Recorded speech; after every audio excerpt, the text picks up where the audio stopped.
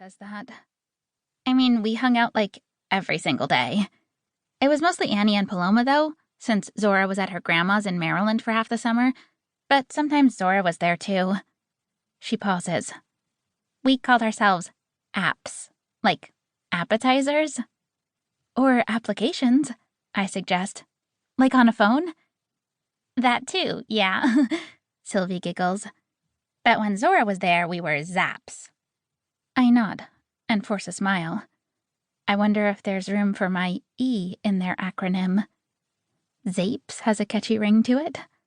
Sylvie goes on. I hung out with Anjali sometimes too, after art class, but not that much. She was on this road trip with her parents for a while. They rented an RV. Wow. My eyes bulge. That sounds pretty awesome. Yeah. Paloma and I became super close, though. She muses, and I try not to feel that twitchy heart feeling, the one I got a lot over the summer when Maddie was with Ren and Hattie and the other soccer girls all the time. Oh, fun, I say, trying to find some enthusiasm. What did you guys do together? Went to the beach, mostly. Oh, and we made all these new varieties of s'mores on her fire pit. Like, check this out. 1 Oreo, 1 Chips Ahoy, and then a marshmallow and a piece of chocolate. Wow, I say again. And we did so many combinations like that, with all the different Oreo flavors. She goes on, and I start to zone out a little bit. Very cool. I pick off another tiny crumb of banana bread. I want to finish it because it's so good, but suddenly my stomach is tangled up like computer wires. Such a fun summer. I feel bummed that mine wasn't so great. And this Maddie thing was totally out of the blue. I still don't really understand it. Yeah, that's weird. She pauses. Anyway. She folds her hands on her lap, almost like she's waiting for me to say something. But I'm still tied up from all the Paloma talk and the s'mores varieties. I feel left out of something I was never going to be part of in the first place. So, can we please talk about my birthday party? I know it's our tradition to start planning as soon as you're home from camp, but it was really hard for me to wait that long this year.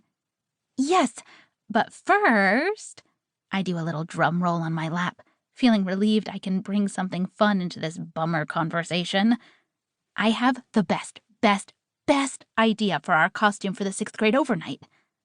Oh, yeah? Sylvie asks. Did you already add it to the list of our costume ideas? I can't believe we've been talking about this since 3rd grade. I didn't add it yet, but if you like it, I will. I turn to face her a little bit. A bar of soap and a loofah. 2 counselors wore it for masquerade night at camp, and it was so awesome. Really? Sylvie asks, her face scrunched. I don't know. That feels weird, Len. No offense. I scratch the back of my head. Well, it was just an idea. Anyway, we still have time. So now can we please brainstorm my party? Sylvie claps and gets a notebook and a pen out of her Longport Cones, only the best ice cream shop in the history of ice cream, tote bag. She smiles a cheery smile, and I push my left-out feelings away.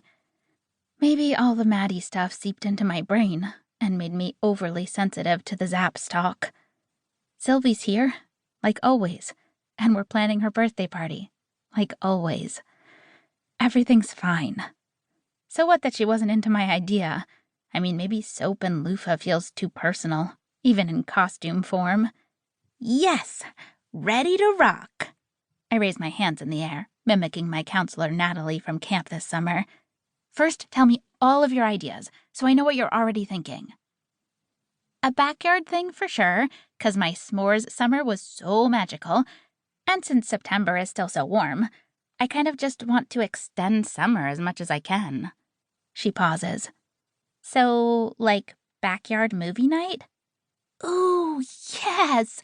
You can order those little containers of popcorn, maybe even rent a real popcorn machine, I suggest.